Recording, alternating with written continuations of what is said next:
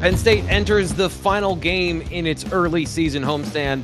Gentlemen, the next time before we talk about a recruiting visitor list, Halloween will have happened. We'll be gearing up for Thanksgiving. So, one last chance in October for the Nittany Lions to impress some recruits coming to Happy Valley this weekend. That's what we're talking about today. Kind of. We're talking about everything. We're talking about practice last night. We're talking about the game this weekend, giving our score predictions, all of that on the BWI Live Show, plus your thoughts. Drop your comments, your questions in the chat. Fitz is amazing at the chat. He's on it for most of the show.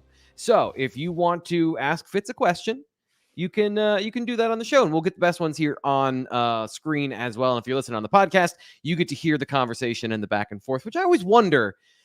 Fitz, what do you think that experience is like for our podcast listeners to hear a conversation with somebody that they can't hear the other side of? Yeah, it's always great when we play off the audio medium the video medium on an audio platform. So everybody loves that, I'm sure. Yeah, you're right. I am into the chat. I see that Steven did not watch us live the other day, which didn't. I don't think that's working, Steven. You're always here, but yeah. No, it's great to have both. I kind of feel for the podcast listeners because they don't get the full experience. They don't get to see us, which obviously everybody wants to see us. Yeah, I even shaved for this today. This is like clean lines on the beard. We wore the same shirt last night, but we're not going to talk about that. So people don't know that. Oh, did I just break the fourth wall there? Sorry. No, but here's the thing. You got under my skin a couple months ago when I said, like, my wife does the laundry. So I routinely rewear all of my clothes so I make as little laundry as possible. Anyway, I thought you were going to say you actually do the laundry now, but no, that's another way of going about it. And I appreciate you adjusting your behavior to fit. Get closer at least. So yeah, 1% better every day, right? Ryan Snyder, how you doing today? What's on your mind as we begin this show? Well, full disclosure, I don't know anything of practice last night. I took my boy to the Orioles game. That was not good for all the O's fans out there. I'm sorry. So when we talk practice, I saw Singleton was out, but that is pretty much the only thing I saw. So just FYI on that. But of course, recruiting is my focus, and that is where we will be talking a little later. Right now, over a dozen scholarship guys confirmed for a noon kick. Not bad, which I was somewhat surprised to see just because of where some of these guys are coming from. We'll see who all makes it. But solid list right now. And, Penn State will be chipping away at adding a few more guys here in the final 48 hours leading up to that game. But, final home game for what a weird schedule this year. All these home games at the beginning. Nothing really in October. 3 out of, 5, I guess, in November. So, going to be a little slow here. Well, I've been saying it's going to be a little slow recruiting here and there for the last couple of months, right? And then something always pops up. So I'm sure we'll have something to discuss in October. We will get back to Penn State recruiting talk in just 1 minute. But of course, during the regular season, there's all kinds of football news to get to. The first thing I want to say before we get any further, though, is please, if you're watching the show and there's a ton of new people, I can see that in the information that I get from YouTube. If you're new and you're watching, please subscribe. What happens is there's this flood of new people that subscribe in September. Penn State wins their opening game and people go crazy. And then they just get into the rhythm of watching and not subscribing. It is super helpful to us if you do that. So please, if you're here and like the video, that's always helpful, but subscribe to the YouTube channel so you know when we're doing all of this stuff. Okay, practice updates from yesterday.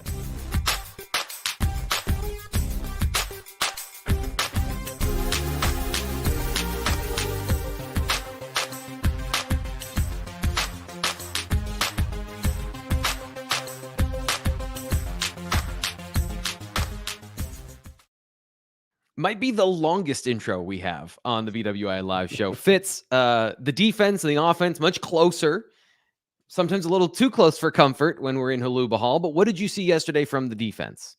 Defense, not a ton. I got the easy draw yesterday, but Don DeLuca was back. That was good to see. Jalen Kimber, whom James Franklin referenced as a guy that they hope to get back, he was back. So, restocking the shelves there on defense. Of course, any time that we see a linebacker that's out, it's going to have an impact on the rest of the group. But DeLuca being back certainly helps in that aspect. So not much. We're staying status quo on the defense. That's how we like it over there. Just kind of go through the things. By the way, I don't know if you saw the front page. We talked about the football on a stick the other day to keep guys from jumping off sides. That's there. You can go take a look at that. But no, that's what we got on defense. We got I don't want to say a full shelf, but that's back to sort of what we expect going into this weekend. As full as it can be when we understand they're missing a couple of pieces that were expected to be a part of the puzzle so far this year. From that linebacker position, obviously, this is an unanswerable question, but with the way Dom DeLuca looked in practice, I know he was the guy everyone was focusing on. Did you get a sense of how he was in the process in terms of, did he look like he was participating like he normally would pre-injury? Thumbs up there. Yes. He's got it's not quite the Cabinda thumb, but he's got the wrap on his hand and his thumb. So, draw the conclusions as you will. That's where he's at there. At least to get you back to a 2 deep there at all 3 positions. I know we've kind of downplayed the Sam, but Penn State played a decent amount of, probably, was it more Sam this past weekend than any other game that they've played in? We saw Dakari Nelson out there. Yeah, we saw Dakari Nelson out there. So you slide him behind DeLuca, and all of a sudden you've got a 2 deep, and it's been touch and go this year at that position. But it's an interesting. I know you looked at it, but it's an interesting sort of juxtaposition on how that position works, because we kind of phased it out, and then Illinois comes out in a lot of 11 personnel. And were they mostly in 11? Sorry, I was just trying. They started the game more in 12, so that's why Dakari started, and he played a lot in the first half. But then they had to switch to throwing the ball. Yeah. So if you watch the first play, Cam Miller came out to start, and Illinois came out in 12, and they rushed Cam off, and they brought Dakari on, which is why Dakari got a start, which is pretty cool, for a redshirt freshman in a new position. But still, it's matchup dependent. It's personnel heavy. James Franklin made a comment last night after practice and talking about the communication and how they're working through the communication issues. They think that most of that is behind them, but what they're trying to do is call that defense at the last second, which see what Illinois, or I guess UCLA this weekend, see what personnel they're bringing out, and then make your call adjusting to that. And then if they have a formation, adjust to that, and sort of go from there, but get it in as late as possible, which kind of seems counterproductive, but at the same time, you want as much information as you can before you put that final call in there. So I think that's what they've worked through. And, as we spin off to Dakari Nelson starting, I think that's an interesting point from last night that's probably a little bit overlooked. No, I think that was actually what I was going to follow up with. That seems like something that has become more efficient. I at first I took his meaning to be in the game, like in the game flow, because we've talked also about the first drive and the scripted drive for the offense and the defense adjusting. But that understanding of how the communication works, I think, speaks to some of the issues they had early in the season and how they've kind of ramped up their ability to clamp down on some teams. Any final thoughts from what James Franklin said post-practice before we get into some of the offensive observations? No, you just wasted a question there. Sorry. Perfect. Yeah. A major theme for James Franklin is injuries. Actually, it's as minor as he wants it to be, but it's something that also we talk a lot about. We mentioned the conversation yesterday on the show of how this whole thing has evolved. And of course, one of the first questions was about the availability of a player we didn't see at practice yesterday. Of course, Blue White Illustrated was on this to begin with. You can go check out Nate Bauer's article from yesterday talking about Nick Singleton not at practice. An interesting development given the way the game ended, where there was not an obvious injury there, but he was not at practice on Wednesday. James Franklin didn't have anything to update beyond that, but some of the other players that were not there, JB Nelson wasn't there. That was an interesting follow-up from Monday where he did not mention JB among the guys they expected to have back. I find that terrifying, given we understand what the injury likely was when you get poked. When somebody puts their hand in your face mask, you grab your face mask and fall to the ground. It's not somebody didn't poke your nose. That's potentially a terrifying injury in my mind. But not at practice yesterday, and of course that's rampant speculation on my part because I'm not a doctor, but at the same time he wasn't there. And also Caden Saunders not at practice. That was a surprising one for me watching the offense work, but beyond that it was kind of same as usual from what we see from drills and players. I do find it interesting. It seems like they're focusing more on getting reps fits with the starting receivers and Drew Aller. So normally what they do is they go through practice during passing drills, and you have two receivers running routes at the same time and two quarterbacks throwing at the same time. And the quarterback throws a specific route, not to a specific player. But they've started to do something. I think they're working on chemistry, timing, and getting Aller comfortable throwing to those players, where the starting receivers all go through first, and then they go and cycle through that depth. Have you noticed anything like that in terms of, this is kind of just a general question, the ability to get on in sync with the passing game during games so far this year? Have you noticed that be an issue that they would want to focus on? I mean, I think it's just an issue that you want to deal with, just on a day-to-day basis. I don't think that's, I don't think, I get where you're coming from here, but I don't think it's something that's like, hey, we're not doing this right, so we need to correct it in practice. It's just kind of like, hey, why don't we just get the guys that need to get the snaps with the right guys, the snaps in practice. So I haven't seen anything that's like continuity errors or anything like that with just the straight pitch and catch passing game. There's been balls thrown behind, but you have that no matter what. You Right. see that on Sundays, you see that on Saturdays all the time. So I don't think it's a heavy emphasis, but like it makes sense in theory, right? Yeah. Rob says this players are frequently excused from practice for undisclosed reasons. Yes. So not all of these are something that we're saying are serious. Like Caden Saunders could have just been excused from practice. That's a good point. We do have more on Nick Singleton than that. So let's be clear about that. BlueWhiteIllustrated.com does reporting, and the reason we wrote an article is because we had more than just he wasn't at practice. So check out that information is what we're trying to say. Brian asks, he says, Franklin seems super salty during his presser. Any idea what's behind that? He twice talked about on Monday how he wanted to talk about injuries and how he wanted time to, if there is a long-term injury, et cetera, et cetera. He spent 2 minutes talking about injuries. And then the first question is about injuries. That's why he was super salty, because there was a conversation about that, and then nothing changed from the back and forth. So anyway, that's why. I don't think he was particularly anything one way or the other. Unless, Fitz, you have a different interpretation. I think it was the second question, because I think the first question was about UCLA's quarterback or something like that. But no, I mean, yeah. It has to be asked. I mean, Mark Brennan asked the question, like it has to be asked. And I understand that he gets salty about that, but like, I don't know what you expect there. So, yeah. Today's show, as always, powered by My Perfect Franchise. If you are a franchise owner, or you are somebody who is thinking about the next phase in your life, check out myperfectfranchise.net from Andy Ludicky, 404-973-9901. So who does this apply to?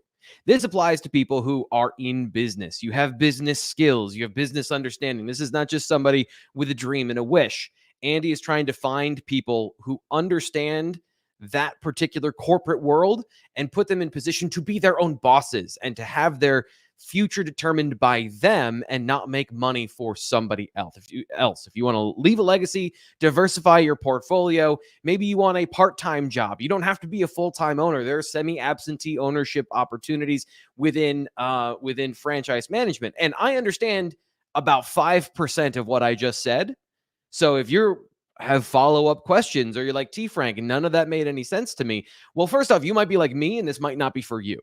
But if all of that made sense to you, check out Andy, myperfectfranchise.net. You can always check out the show description, where we'll have his website as well, or you can call him at 404-973-9901, Andy at myperfectfranchise.net. He always talks to us about what's hot in business. Men's health is hot now, because apparently men have evolved to the point of rub some dirt on it is not our go-to practice for aging healthfully.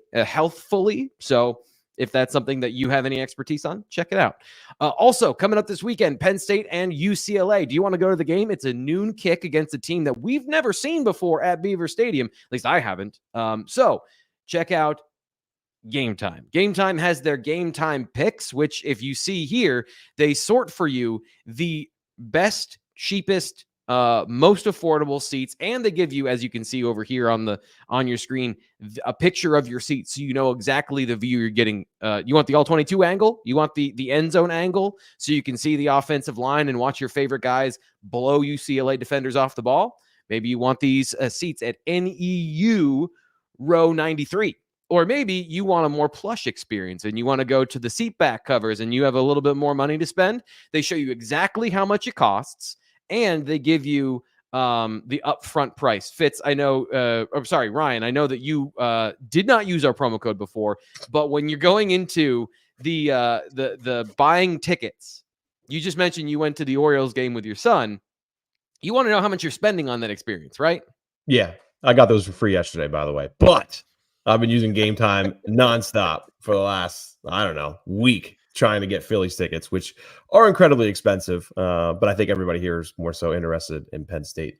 It is wild to me how much more the UCLA tickets were than Illinois. I hope you guys took advantage of Game Time last week getting Illinois tickets, because you got a whiteout experience for, I don't know, a third of the amount that you'll normally pay for a whiteout experience. So hope you guys took advantage of that. But I've been using Game Time nonstop for Phillies, and yeah, they're just really expensive, so I haven't used it yet. But maybe if they drop a little bit, I'll finally be able to use that promo code. The good news is, Ryan, the closer they get to the game, the more the price goes down. So I don't know how many Phillies playoff games you've been monitoring, buddy, but that's not how it usually works with those guys. But Ryan, anyway. that's how it goes. That's how the promo goes. All right. Yeah. Yeah. Right. So I don't know if you know this, but there's a certain amount of theater that we have to do here, and you're killing me. Sorry, my bad. Download the Game Time app, create an account, and use promo code ON3 for $20 off your first purchase. Terms apply. Of course, download the Game Time app, create an account, use promo code ON3 for $20 off your first purchase. What time is it, guys? It's game time. It's also time to talk about Penn State recruiting. You guys have all the intel, and I'm going to kind of just let you go here in this particular segment when we talk about what's happened in the last week of Penn State football recruiting. Ryan, you've done an excellent job talking to the players that were at the last game, which I know was a big list. So who stands out to you, and which one of those conversations do you want to start with? Yeah, last week was a very good list for Penn State. And, you know, that I think if you pay attention to kick times and all that, it wasn't a surprise that was a night game. That was kind of the talk for a long point. And I think Penn State was able to use that to build a quality list for last week. The only main guy that we were missing coming into last week's game was Joey O'Brien, safety out of LaSalle. Heck of a player, and I was able to catch up with him after the game. You know, a lot of people have been leaning towards Notre Dame. I think Penn State is in it much more than many expected, because just that Notre Dame talk was really heavy for a couple of months. But Penn State certainly seems to be, I don't know, I maybe kind of slightly lean towards Notre Dame just because of how many others feel that way. But I mean, it seems closer to a 1A, 1B situation than anything else at the moment. And he's also in no rush.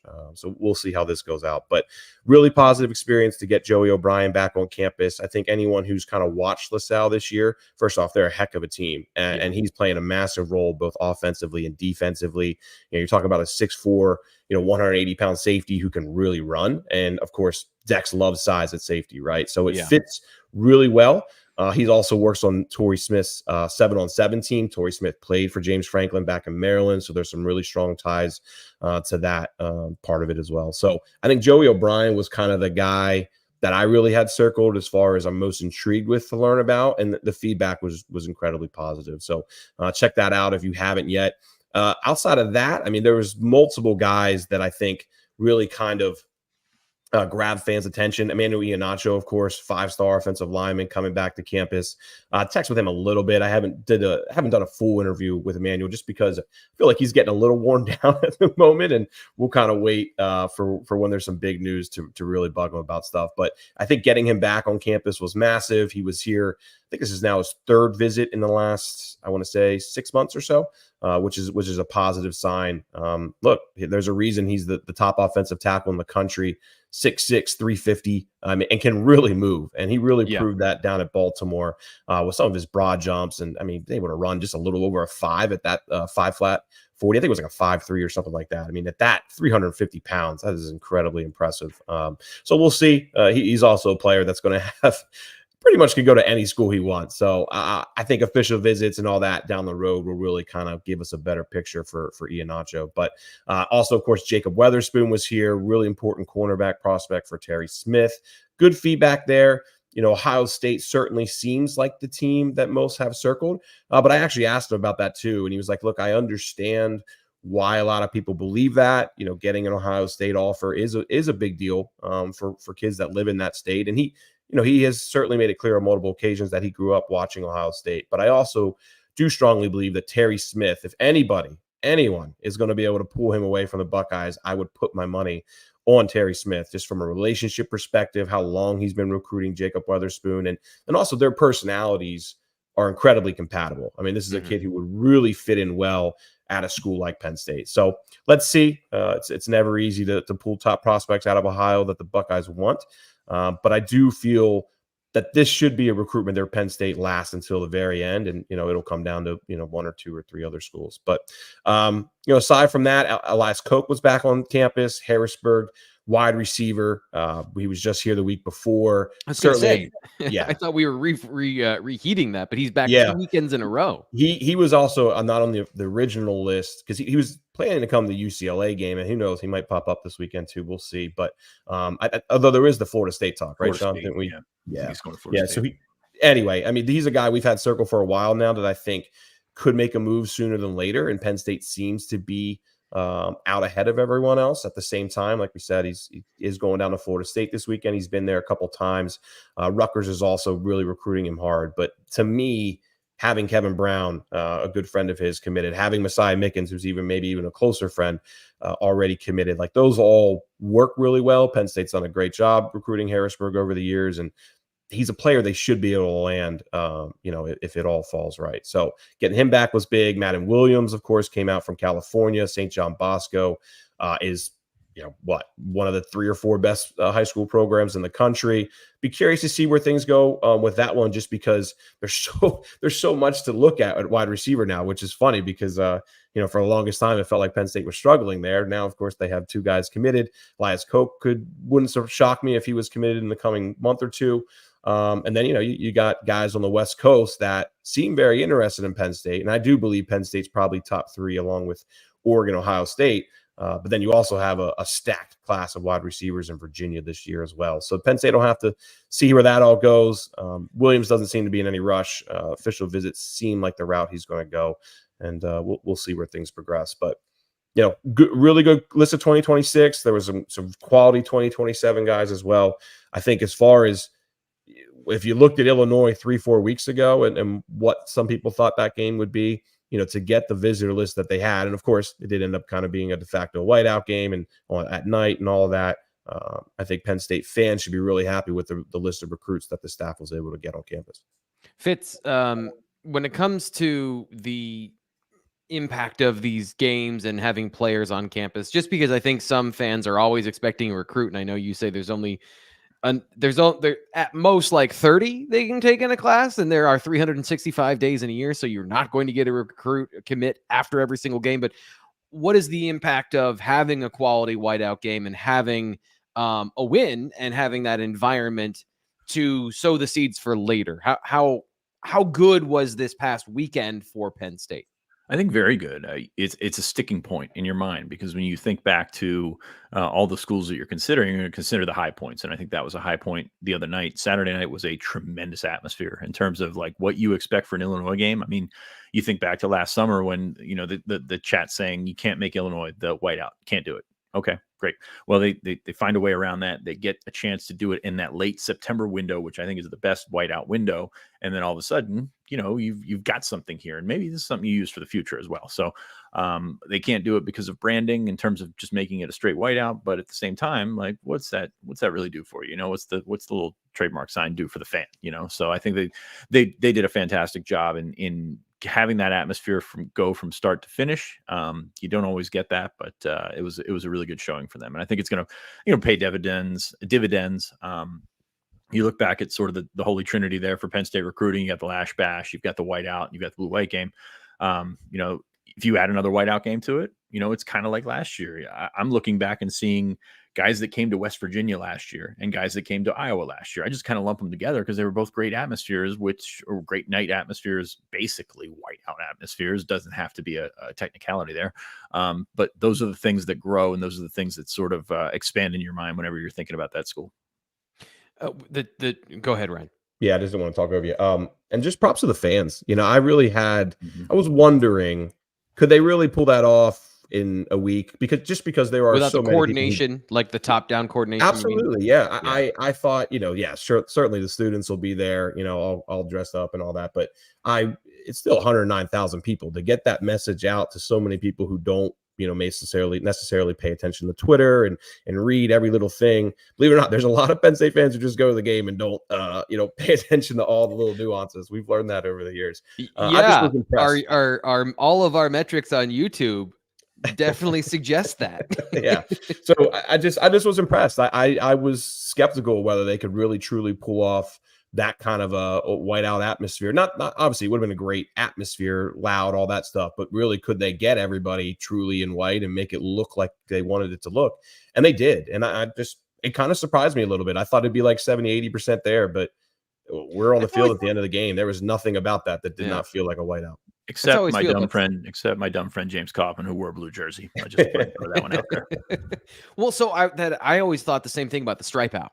I was like, how are you like a whiteout? That's fine. Everyone wears white. But then with a stripe out, it's like, okay, what section are you in? And blah, blah, blah, blah, blah, blah. And the first time they did that, I was very impressed. One of the downsides, guys, is that we have an incredibly smart audience. Guys and gals and people in our chat, they predict what we're going to talk about because they're following along closely. These are the people that know the real stuff. And Jay says we all want to know about QB recruiting and Gomp. I'm assuming he means Bradley Gomper's there. But Fitz, we had this. We were going to talk about this. You wrote about it at BlueWhiteIllustrated.com, a QB recruiting update. So what do you got for people if they want to go check out that article over at BlueWhiteIllustrated.com? What do you want to talk about here with quarterback recruiting? Yeah, I mean, the interesting one is obviously in 2025 with Beckham Kritza, and that's still ongoing. Some rumors this week that he's going to Chaminade, which is definitely an interesting move. I know he's not starting at Miami Central, so that's one that we continue to watch, and one that we continue to sort of wonder what's going to happen, because I don't know that there's any like hard answer right now on that one. So there's that one. But I wrote this week about future quarterbacks. There's a 2028 quarterback coming, Donald Tabrone, I don't know, Cass Tech in Michigan, and he's got some really good offers early. Michigan State have offered early, which is a really good sign for a quarterback that really hasn't taken a ton of snaps and actually didn't start a game before he got those Michigan and Michigan State offers. You look back to the pattern of quarterbacks, especially in that area. You look back to Bryce Underwood basically, and that was a similar situation where he had the offers before he started. And it doesn't always work out for those guys, but it's a good sign when the in-state programs are willing to throw it out. If you got a kid that's like getting offers from everywhere, but the in-state programs are holding out, maybe you're like, okay, I wonder what they see or don't see that we did see or don't see. And I think that's an interesting sort of data point there. But you look at Penn State's quarterback recruiting in the future, it's really quiet, and not for bad reasons. They've got Troy Hune in 2026. Of course, he came in from the game or from California for the game over the weekend. Only 2 offers out in 2027, and Brady Edmonds and Peter Bork. Sorry, I keep wanting to call him Peter Torek. He's not a monkey, but Peter Bork. And then 2028, there's only 2 offers. Chris Vargas, who we've talked about before, I think he's really good. So it's not a situation where like there's panic, but Penn State has been very selective. And that's not always how they offer. As you follow that show, they throw out offers all the time, but a quarterback, Danny O'Brien's been like very selective so far. I think that's been interesting. If you look back to 2026, we highlighted those 4 guys with Brady Hart, Dia Bell, Troy Hune, and the 4th one was Ryan. You got me here? Nope, I was reading something else. Sorry. We're talking 2026 quarterbacks. But they had 4 guys. They focused on 4 guys, and that was that's how it worked out. Like they didn't have to move on to the next guy. So I think they're trying to get that done in 2027. Brady Edmonds is going to Ohio State this weekend, and I think he's a strong Buckeye lean. But Peter Bork makes a lot of sense for Penn State in 2027. So you're looking forward to that. You're looking forward to the I know it's a long way down the road, and people have a tough time wrapping their head around 27 and 28 right now, and rightfully so. But it's a position that's more important than any position on the field. So you got to give that the attention it deserves. Steven Shengarth checks in from his elliptical workout. He says, any chance the Indiana wide receiver decommit coming to Happy Valley, or does Coach Brime have him locked down? Of course, this is four-star safety Byron Baldwin decommitted from Indiana yesterday. So Fitz, I know I'm looking at your retweet, you are aware of this. So what's your sense of this particular situation? Yeah, I read that as Donovan McKelly, the kid that Penn State actually offered out of the transfer portal last year, but he went back to Indiana and apparently did not find what he was looking for, because he's going to take that red shirt and go elsewhere next year. And I think he's really talented. But anyway, Byron Baldwin's an interesting one, because I said on the show, I think a week ago, that I expect him to go to Colorado. And coming off of that trip where Antonio Branch flipped to Colorado, I think both of those guys gave the Buffalo staff similar indications that they would be coming. Baldwin has sort of gotten past that window, I guess. He decommitted from Indiana on Wednesday, and now all of a sudden he's talking official visits in November. Penn State's in the mix. I think Missouri's in the mix. There's the UCLA, I think I saw, was in the mix as well. Interesting group of schools, but yeah, I mean, it makes sense. I mean, I know it's a St. Francis kid. I know Penn State has not had any success at St. Francis, but this one's a little bit different. You look at how Penn State has recruited St. Francis in the past, and it's been offer all their freshmen, offer all their sophomores, and then they sort of grow out of it. I don't think we've seen an offer to a St. Francis kid this late in the process. Ryan, does that make sense to you? Well, he was at Calvert Hall for a long time. This is his first year at St. Francis. I thought he wanted a Penn State offer early on. Just from our conversations and stuff, he seemed very interested, even just kind of asking me a lot of questions about Penn State at times. That never came. So I am kind of curious now how he reads that, especially with him being at St. Francis too. It's just not been a school that's been all that friendly to Penn State. Not saying their coaches are pushing guys the other way. I'm just curious on more so what their coaches might be prioritizing with Missouri or Colorado or anything like that. I'm curious to see Missouri. They're interesting to me. Whenever I see Missouri popping up with kids these days, they're very aggressive. They have a very good NIL situation right now. That grabs my attention. And, hey, Coach Prime is doing something right with these safeties out there. RV, of course, flipped Antonio Branch. I wouldn't be shocked if Byron Baldwin visits. And if he does and it goes well, we'll see. Right now, I kind of feel like Penn State would be behind Missouri and Colorado, though, if that makes sense.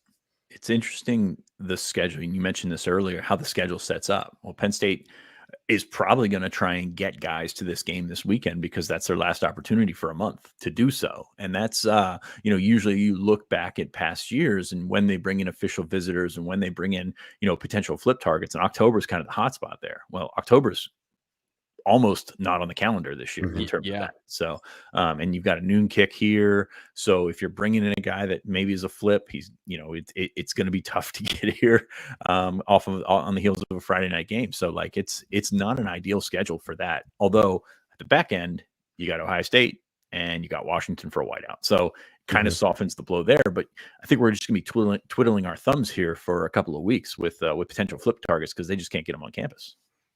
The good news is, when we do have information, and especially information that we can't necessarily talk about here on this particular iteration of BWI Live, we have our premium podcast, which you can definitely listen to. Inside the Den is what it's called, and you can check that out. I believe we are in the early stages of having one of those that we're going to be putting together soon, so be checking over at bluewhiteillustrated.com for that. And if you haven't, and I mentioned it earlier, but I'll give you the specifics, subscribe to Blue White Illustrated right now, 2 months for $1. That gets you access to all the recruiting information you could possibly want, because it's all of the information that there is, essentially. 2 months for $1, promo code PSU1 at checkout. You get in to the Lion's Den in more than one way: the podcast, the message board, and of course our premium content. Speaking of that premium content, Fitz, your trimmings article, one of the most popular things on the site. You've been looking at those flip targets, offense, defense, just the players Penn State is interested in for the future. So just give us a quick promo of those and what you've been working on over on the site.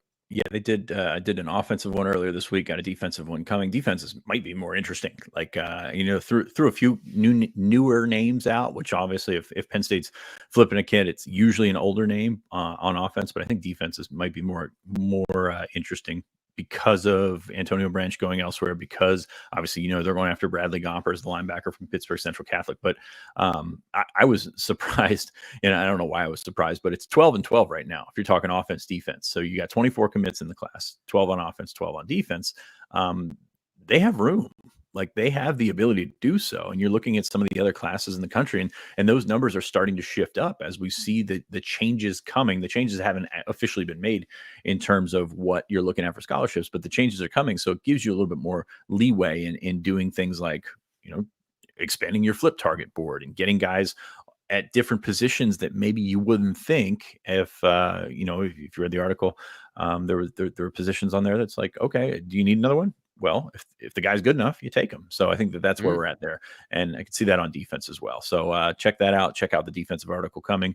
Flip season, always important, always a well-read subject. So check that out on BlueWhaleIllustrated.com.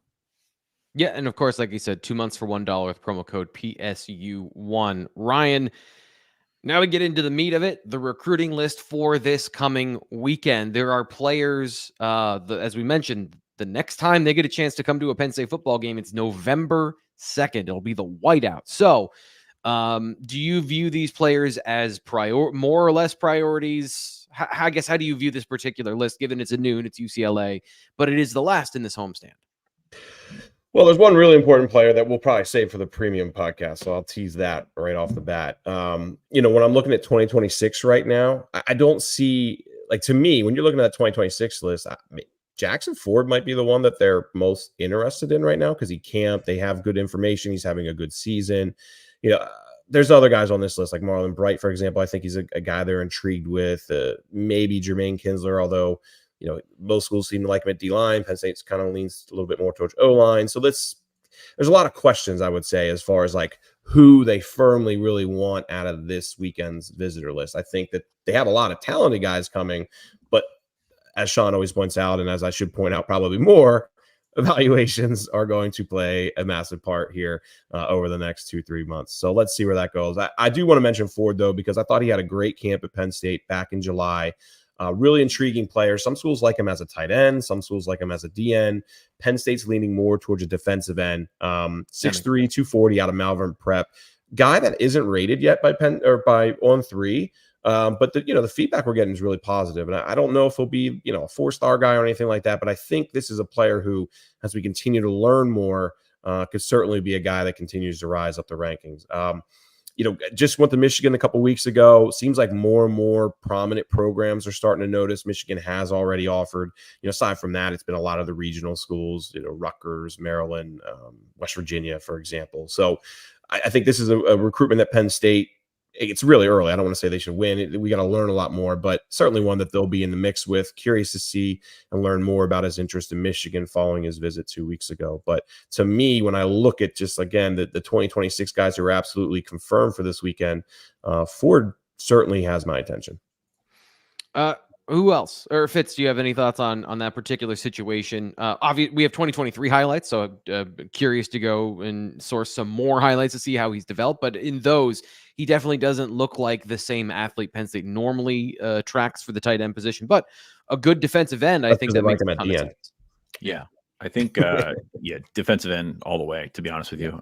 But you look at how he's built, and he kind of has that, I don't want to say 5-tech build, but he's a bigger kid, but he's got good length. He's got a lot that you like there in terms of where he can fit in. I think he was almost 240 pounds when he got here this summer, but you get that kind of explosiveness. He went on a roll, man. Michigan offered not too long after that. So there's some really good things happening in his recruitment. And as Ryan said, he's having a good year. So I think he's a guy that's probably a top dozen player in Pennsylvania. I don't know. Okay. What are we thinking? Like 89, 90, somewhere in there. High 3-star. And if he continues to progress, 90, definitely. I think that's one you look at, because everybody's been looking at Cam Brickle, but Ford was the one that really caught people's attention at that camp. So I think that's good. And going back to what you're saying, with 2026 is like, the bigger you are, like the more needled your film will be in this fall, like, because you want to see those guys that you offered. You mentioned Jermaine Kinsler, Marlon Bright, those guys that are coming this weekend. You want to see if they've taken that next step in movement, because that is such a big part of the evaluation. As you get bigger, can you still move? And I think that's why you're sort of apprehensive about being like, this guy's a top target. This guy is, where does he fit on the board at this point? Because it's kind of a cop out to say it's too early, but it is kind of too early for that. Mac the Mustard Man says, shout out Melbourne Prep, go Friars. They have a bye week this week, so there are a lot of them coming up, not just Jackson Ford, but of course you want more of those names. You want to know more about that. Ryan has the list over at bluewhiteillustrated.com. One of T. Frank's favorites, Colt Lumpras. This is 2027. I put him as an athlete because, guys, I'm just going to say this right away. His size, I don't think tight end is the only answer for where he could end up. But Ryan, what do you know about Colt Lumpras and where he kind of fits into the picture in the long-term view for a guy who is a big athlete for 2027? Yeah, Penn State's off to a great start here. Came up to Penn State, tried to camp as a wide receiver, or wanted to camp as a wide receiver, and staff moved him over to work with Ty Howe kind of midway through. And no hard feelings with that or anything. He was fine with that. And I think that it went really well. I mean, he left campus with an offer, right? So, of course, it went pretty well. So, legit 6'5", 215, again, only a sophomore. So, there's plenty of room for him to still grow and add weight. And, if he's able to keep some of the athleticism he's shown so far, I think there's a lot of positive signs that Penn State will certainly be in the mix. I mean, right now he's ranked top 100 prospect in the country. I believe it's number 88 overall and second in New Jersey. So, we're talking about a player who should end up being one of the top, I would say, dozen or so tight ends. We'll see. Where obviously there's a long way to go with that. So, but off to a great start, of course. We actually have him rated as an athlete at the moment, number 12, but he should end up being a tight end. So, but when we caught up this week, I mean, he was very positive about the fact that Penn State is the school that's kind of not separated themselves from relationship perspective, but when he's been able to visit, what the amount of time they put in with him and what they've been able to show him, like it all fits really well with his family. Again, we're talking about a sophomore next year at this time. I think we'll have a better firm feeling for who the other top competition is. He's only has a handful of offers right now. I don't believe he's over 10 yet, but that's something that we'll find out a little bit more with time. But good player, came up for what? He was at the Elite 11, right? You guys saw him at the Elite 11. Elite 11. He came up for camp. He was up a few times. He's a big boy. He is going to be 6'6". He's probably 215 right now or something like that. But he's just massive hands, massive arms. He's a big boy. Yeah, that's when I start out saying, like, I don't know if he keeps growing. Maybe he's in that kick step. Maybe he's in that Brady O'Hara situation because he is huge. Here's a little trick that I do. I look at the colored jersey at Penn State practice or at Penn State camps, and if you are wearing a young jersey but you're a head taller than everybody else at camp, I'm gonna pay attention. So he immediately he stood out in the parking lot before practice. So he's a pretty big dude. And can I say, got to back it up on the tape. Yeah, there was a guy that stood out like that. Committed to Penn State as a freshman, didn't even make it through his freshman year. So I will throw that out. He's got to continue to progress, playing receiver the way that he does and moving the way he moves better than Mega Barnwell moved. No doubt about it. And it's just one of those things that you gotta it's great to be on the radar early, but you want to be on the radar late. Yeah, absolutely. Jermaine Kinsler is the last player I have on the list. Ryan, what do you know about Jermaine Kinsler? Yeah, I talked about him briefly a little bit ago. It's really interesting because he's at 40 offers. We're talking about a top 200 rated kid. I believe he's in the 160s or so. And he's a consensus 4-star by all 4 major recruiting sites. So obviously this is a player that everyone has their eyes on. What's interesting again is Penn State kind of seems to like him a little bit more on offense, and 39 other schools, at least from what he tells me, appear to like him more on defense. So how does Penn State go about that recruitment? How does that impact this recruitment? Maybe we'll learn a little bit more about that after this weekend. Now, he has said that Penn State's talked more defensive line in recent weeks and months than they did previously. I do think it was notable last time he visited was last October. I kind of got the vibe that he wasn't thrilled with Penn State talking offensive line at the time. And guess what? He hasn't returned since. So maybe things are shifting there a little bit, and Penn State sees him a bit more as a defensive lineman. But another guy that I think the film will have a major impact on how hard Penn State pursues him. He's got all these offers, though, and is certainly going to end up being, right now, he's the top ranked player in New Jersey, I believe. So a guy that Penn State's going to have to monitor hard and see how things progress. and we'll see where things go. But offensive line was the talk originally. Now it seems to be a little bit more D-line. Is that because they like him more at D-line now, or is that because he kind of wants to hear that? Time will tell. Fitz, is this a Liam Andrews situation in terms of could play either? And I guess I'm not always curious how they go about determining what set of skills matches better with what position in this situation. Yeah, I think that Liam Andrews is a special situation, and I don't know that Kinsler is in that realm, and I don't think that many are. So I would go with what the coaches approach, because typically they're right when it comes to position. I know they're wrong about everything else, but typically when it comes to position, they're right.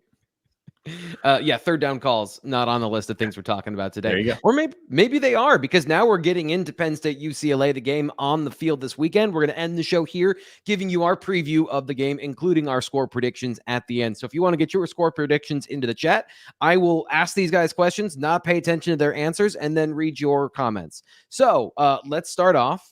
Fitz, what do you think is important about this game from a Penn State perspective towards a victory, which I think as nearly a 30-point favorite everyone feels is going to happen? But in these situations, we talk about improvement and areas you want to see of growth and development.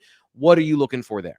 Yeah, just clean up on aisle two. Like some of the stuff that they ran themselves into last week with penalties, with sort of shooting drives in the foot, all those sort of things just kind of need cleaned up before you get to the better part of your schedule, which obviously lies ahead next week when you go to USC.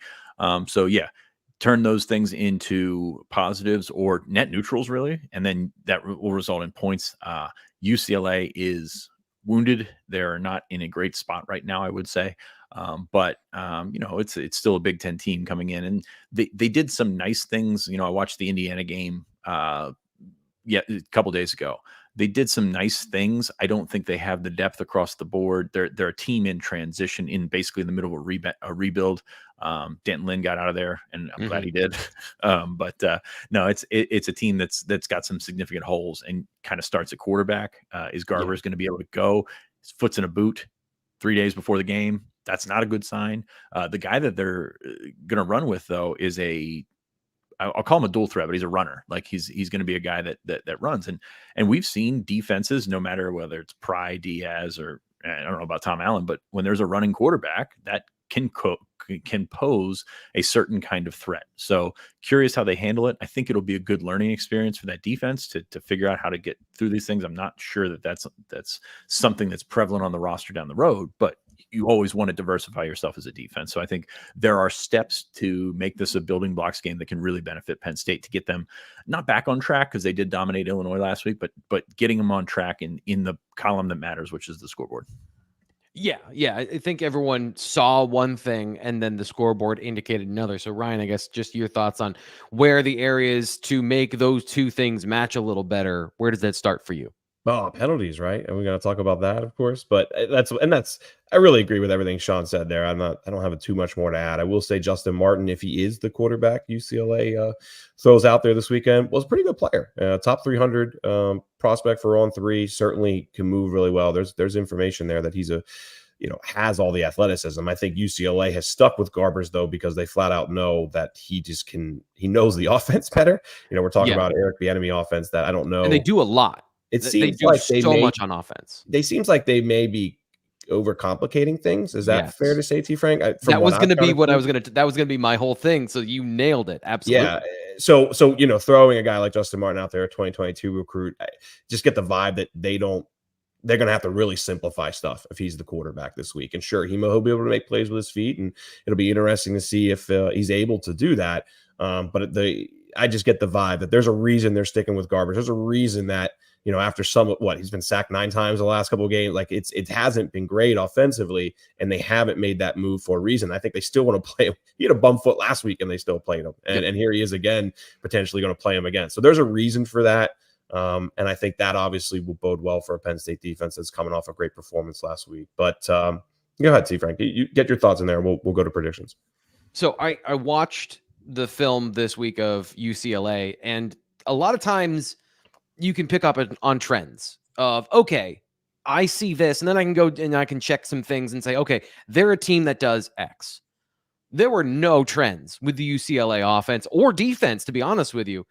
So the trend is everything. They run an NFL level of offensive concepts and defensive concepts, from fronts to formations. They're primarily like a 2-high defense. So they run cover 2, 4, 6, but they don't major in anything.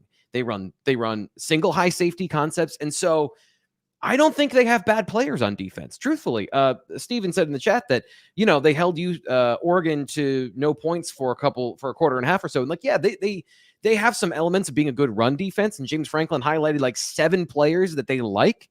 But here's the problem. They keep making mental mistakes. They keep busting coverages because you're in cover 2 and suddenly you have a Tampa 2 dropper who's supposed to cover the middle, and then you play cover 6, and that guy forgets that he's supposed to still be the Tampa 2 dropper. So then there's this giant hole in the middle of the defense. That is not the defensive players being bad physically, kind of like a Kent State. That is, they just are making so many mistakes. And my problem with this game is I can't predict busted coverage. So Penn State could put up 60 if they come in, they're tired, they're not focused, and Penn State attacks downfield against these 2-high zone coverages, which I know James Franklin sees 2 and 4 differently, but you attack them in a similar way in some aspects. So I think that they could light up the scoreboard, or that if UCLA simplifies some stuff and Sean Foster and Eric Bieniemy and his coaching staff go, okay, hold on, we're doing too much, and these part-time professional athletes don't have the practice time to get all of this down, then I think that they could make it a ball game for a little bit. But obviously Penn State is the more talented team. They're the higher ranked team. And so, yeah, I think that it's just a game where Penn State is going to roll. I just don't, it's unpredictable in that sense. No, I agree with that. And it's, like I said, watching the Indiana game, nothing really stuck out about being bad, except all of a sudden there's points on the board for Indiana. And it's those lapses. They just came out of nowhere. It's been interesting. They scored 13 against Indiana. They scored 17 against LSU. They scored 13 against Oregon. So I don't, for lack of a better evaluation here, the coaches on your staff that were meant to change some things were on the offensive side of the ball with Eric Bieniemy. Like, it's that is the marquee or whatever. But I just don't think they have the horses on offense to get that sort of thing done. So if you had a craftsman on defense, like you're supposedly have in Bieniemy, then maybe you get some things done. But that's just, I think it's a tough situation for them, man. Like they're not a good football team, and it's one of those ones that I think where things can pile up really quickly. Is this so? Kind of just a curiosity in because this is what I'm thinking is. I don't want to get too dramatic here, but this doesn't feel like it could last long for UCLA if they continue to lose like this. And they need to get players in that understand high football IQ and have reps under their belt. To me, like from a team building perspective, I don't feel like this has a long shelf life unless they change something dramatically and soon. Well, if you followed Chip Kelly recruiting, you would know that there's kind of a reason for that. And it was, I feel like maybe half the reason he wanted out of there too, because he didn't want to recruit. And that was very obvious in the way they went about things. Obviously, they put all their chips in the Dante Moore, basket, and sure, they got him for a little while. But aside from that, I mean, there was a lot of frustrations among UCLA fans of the way they went about it. So I understand why this roster would feel that way at the moment. Let's see what they're able to do here, doing their first class or two. But I thought that was always something that I was confused about, why Dante Moore went there, because if you really look at the way they were going about things, this just didn't make a whole lot of sense. And of course, now he's in Oregon. It just seems like a high mountain to climb. You're going to start from a low position, and you're aiming so high in what you're trying to do. It's nearly an impossible situation that he stepped into. And I think he stepped into it because he was the hometown guy that could sort of spur people, recruit LA, recruit the areas around you, and be in a spot where you can sort of play the underdog role against USC and win recruitments that way, if that makes sense. Like, be the guy, like find the guys that want to be the guy that would be takes at USC, but at the same time would be the guy at UCLA. And I think that's the way to go about it. And like they're at the beginning of a rebuild still because of how Chip Kelly kind of left them high and dry. So that's like everything that we've said about Foster, the staff, and all that stuff. Like, I give him a pass just because it's such an impossible situation. Now, his words have not helped him in this situation. There's clearly some frustration there. He stepped in it a few times, and eventually what happens in this situation, you've got guys that end up getting hurt, and that sets you back even further. So it's almost like, is the hole too deep? It's like talking about Purdue. Like I thought that they would have some success in terms of how he tried to turn that around and get things going. And there was some recruiting success in terms of guys that you wouldn't expect to go there ended up going there. But that hole ultimately looks like it was too deep. Now they made a coordinator change and we'll see what happens there. But that hole was just too deep for them to get out of. And what do you do? You know, how do you go about that? So that's the tough thing to look at in that UCLA job, unless they get a guy eventually, unless they cut the head off here and go get a guy that's a marquee name, a guy that can work the portal and a guy that can, you know, really bring some buzz back to that program. I don't think they tried that. Yeah. It didn't work out well. But like a name, like Foster's not a name. Like he was not a head coach type name. You know, you go out and you get a Jed Fish or something like that Washington did. That's a different Well, I'm saying they tried that with Chip Kelly and it didn't work. They certainly did. Yes, you're right. They tried it. I don't know how else you put it. That's a great point. I want to come back to you with an interesting question that I think is a week-to-week thing now. We saw Dejon Lane quite a bit against Kent State, I think it was. Every week is now blurring together for me. Yeah, Kent State. And then Illinois got 6 snaps on defense. So just the 11th defender conversation. I'm curious what you think Penn State is going to roll out in this game. Is it more plow reps into the freshman to get him ready for later in the year, or is it going to be matchup dependent? So we want to make sure that against an 11 personnel team, they get a corner out there for this particular defensive architecture, or do they want to, see what Dakari Nelson brings to the table? So there's a lot of different options. What do you think they do on defense this week? I think they try and get as athletic as possible. I think Zion Tracy may be a guy. Like I know that he's got there's a sore spot for Penn State fans because that block in the back, and rightfully so. But I think he's going to play more, and I think that might be the guy that can loosen some things up for Jalen Reed. I don't know how they're going to approach if the running quarterback is the guy that's in there, how they're going to approach not spying him, but covering those little bubbles on the edge where he can possibly get to. But you want to be as athletic as possible. I think Tracy probably takes a step this week in terms of reps played. Interesting. Yeah, because that's another thing I think is a great point of covering up the quarterback run game, especially given how big Penn State's defensive ends are. Like if you look across the board and you're going to be rolling out the 9-10 Sutton, who at times has been caught in that read option situation as a bigger defensive end. Smith Vilbert, Vanover, Abdul Carter's your most athletic player. One there, you got 2 defensive ends. So do you do different tricks to potentially eliminate that? And that does come down to that defender on the outside, whether it's Tony Rojas on one side or whoever you put over into the field. So I think that's a really good point. Let's get down to what we actually think is going to happen. Our game predictions here. Of course, you can always read them at bluewhiteillustrated.com in full detail from the entire staff. I know Nate Bauer was here earlier. I don't know if he's here still and wants to give his prediction in the chat, but I've got a fancy graphic for the 3 of us here. So Ryan, what do you think is going to happen this week for Penn State from a final score perspective and your view of how you think the gap is between these two teams? It is basketball media day. This is Nate's day. So he's definitely not here anymore. This is his big day. So here's my thing. Everything on paper points to this should be a pretty easy win for Penn State. And I do think that they will win fairly easily. I think a lot of people are also pointing to 9 a.m. local kick, 28-point spread. What is the reason behind that? My fear, listen, Penn State's going to win this game. I can give you all the reasons why. I think a lot of people think Penn State's going to cover 28, though, and that I actually don't like. Look, this is a terrible spot for Penn State, and we've seen this in the past, coming off a top 25 win, which was basically the whiteout game last week. And now you got to go to USC next week. You're talking about just, if you ever watch gambling shows, you follow this stuff, this is maybe the worst spot of the season for Penn State as far as, are they completely focused? You got a noon kick. They got to come out early and explode. They were 7 for 11 on offensive success against West Virginia and Bowling Green, 5 touchdowns. If they can come out and keep a similar pace to that, I think they'll be fine. They should win this game somewhere in the 20s.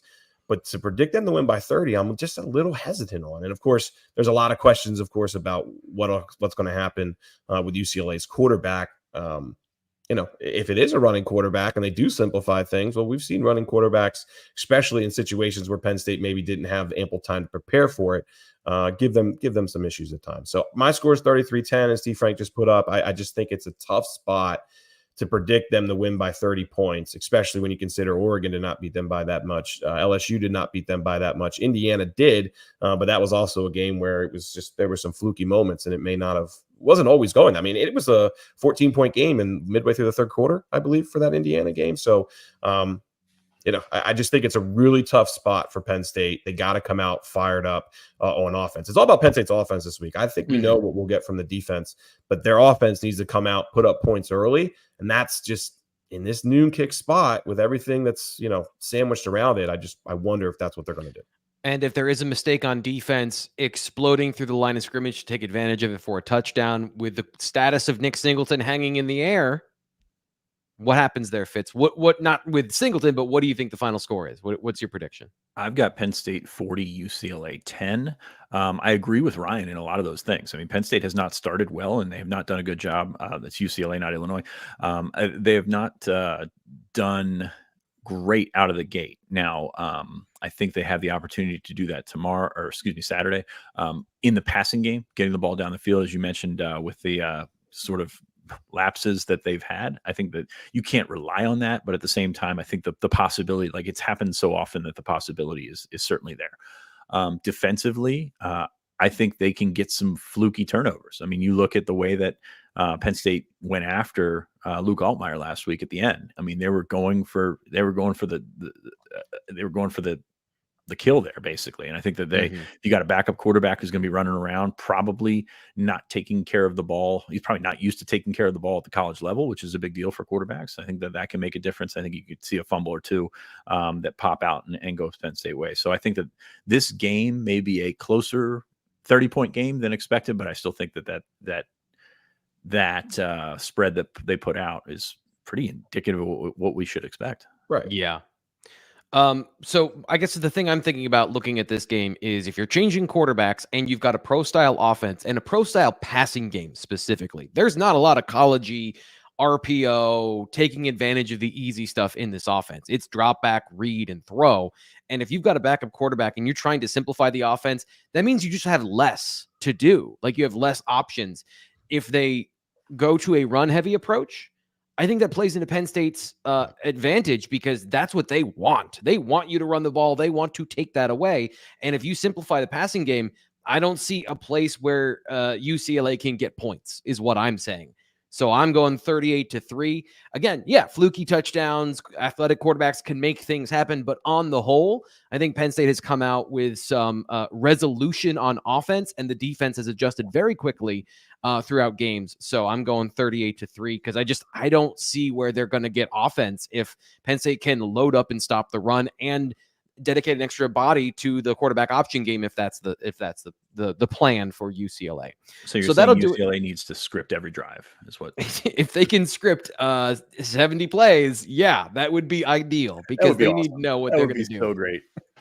Just run it no matter what. It'd be perfect. So that'll do it for today's BWI Live show. Of course, we'll have the 9 a.m. tailgate show coming to you live from outside Bryce Jordan Center ticket office on Curtin Road with myself and Landon Tangwell, who stopped by earlier today to say hi as well. So if you want to be part of the Blue White Illustrated family, come over and say hi. We've had so many people stop by.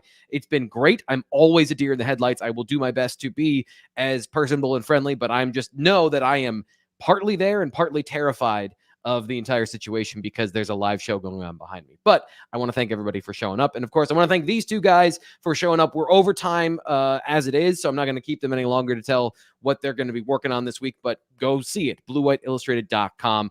We'll be back on Saturday for a full game day experience from Blue White Illustrated. We'll talk to you then and tomorrow at the site.